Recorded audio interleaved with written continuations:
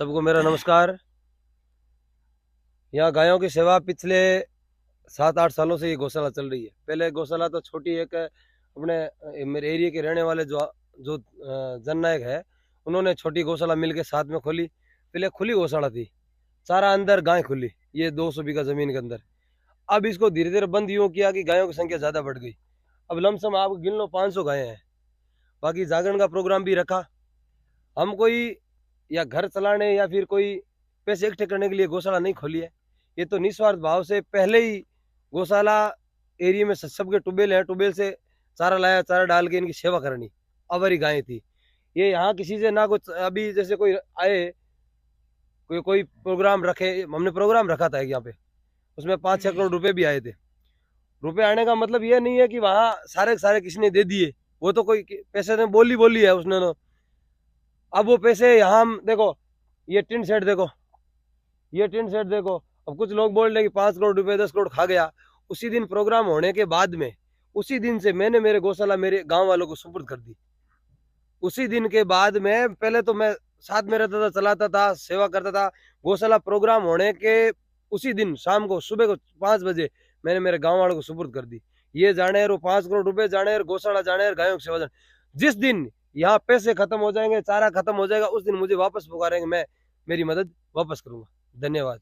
तो अभी आप यहाँ गौशाला में जैसे विचरण करते हो, तो महीने में कितने बार यहाँ आप आ जाते हो, मतलब देखने और एक देख रेख के लिए? देखो, ये कोई फिक्स नहीं है, 30 दिन ही आ जाता हूँ, एक दिन ही नहीं आता हूँ, ये कोई फिक्स नहीं है। और इस गौशाला में आपका कोई मतलब पद वद वो तो कुछ दिया नहीं, हुआ मेरे नहीं है, पास आप निस्वार्थ भाव से काम नहीं, करते पद हो? वद कुछ नहीं मेरे पास। पद है मेरे गांव वाले, एरिया वाले जो सेवा करते हैं उनका पद है, मेरे पास कोई पद नहीं है। गौशाला पद क्या है, सेवा करनी है। पद इसमें क्या लेके, क्या पद लेके कोई बड़ा तो होना नहीं है। तो हाँ। यहाँ का जो मेंटेनेंस रखते हैं तो वो कौन है, अध्यक्ष कौन है?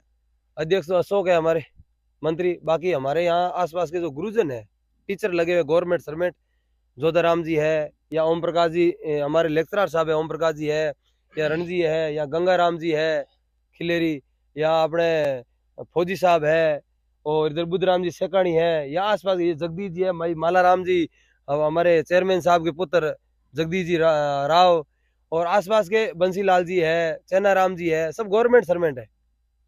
ये गौशाला मतलब कि जमीन कितनी है यहाँ पे टोटल? यहाँ गौशाला की जमीन 180 बीघा। अच्छा, 180 बीघा। जो ओम जी मुंडेल के द्वारा जो प्रोग्राम हुआ था उस टाइम आपकी जो केस में राशि आई थी वो कितनी आई थी, और बकाया राशि कितनी है अभी तक?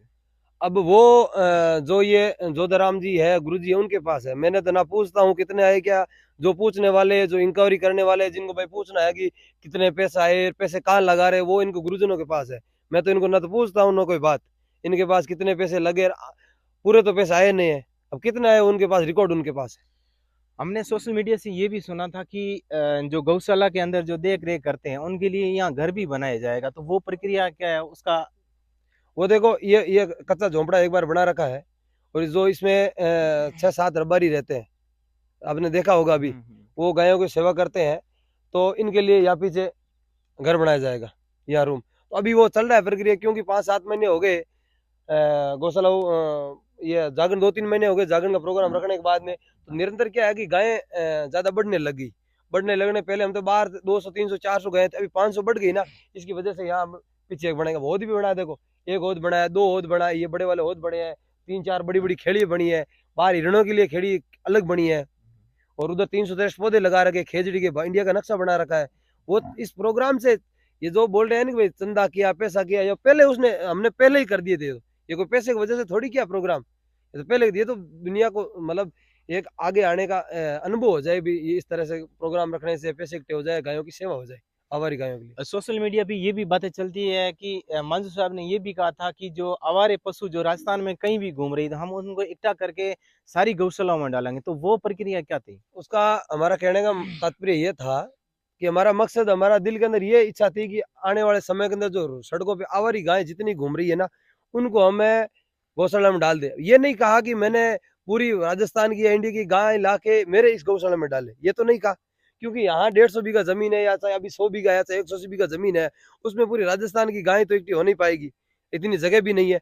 मैंने यह कहा कि जिस जिस, जैसे जोधपुर के पास मंडलनाथ के अंदर गौशाला है, तो मंडलनाथ से लेके 5-7 किलोमीटर दूर, 10 किलोमीटर दायरे के अंदर जितनी भी आवारी है, मंडलनाथ ले ले, उसके आगे मथानिया वाली गौशाला है, तो मथानिया के आसपास जितनी आवारी गाय घूमे सड़कों पे तो मथानिया वाला ले ले, उसके आगे ओसिया वाला ले ले, उसके आगे बिकम कौर वाला ले ले, उसके आगे पली वाला ले ले, उसके वाले अपन ले ले, उसके बाद में फड़ोदी छिला जो भी है, जहां भी है ना आसपास के 10 किलोमीटर के दायरे में जितनी भी आवारी गाय घूमे ना, उसको उन गौशाला में ले लो, ताकि कोई एक्सीडेंट ना हो और सड़कों पे कोई किसी परिवार का हादसा ना हो। मैं आपको